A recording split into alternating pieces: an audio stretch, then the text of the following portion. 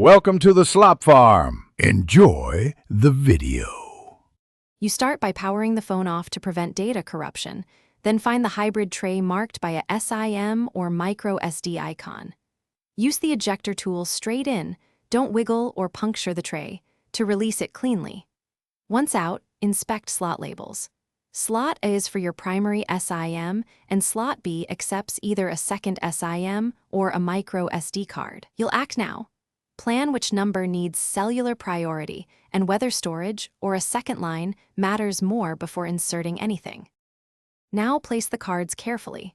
Align gold contacts down and match each notch to its slot. This prevents bending or misalignment.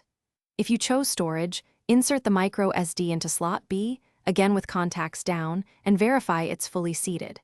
If instead you need two SIMs, fit the second SIM into slot B the same way.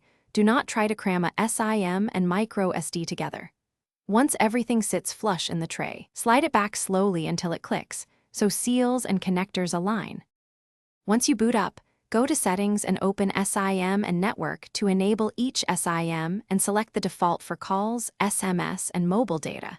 This controls priority and roaming behavior. If the micro SD isn't visible, format it in storage settings. Choose portable or adoptable based on your phone and needs. If connectivity fails, power down, remove, and reseat the tray. And test each SIM by itself to isolate a bad card or carrier provisioning. That single troubleshooting tip. Thanks for watching. Consider subscribing if we helped you today.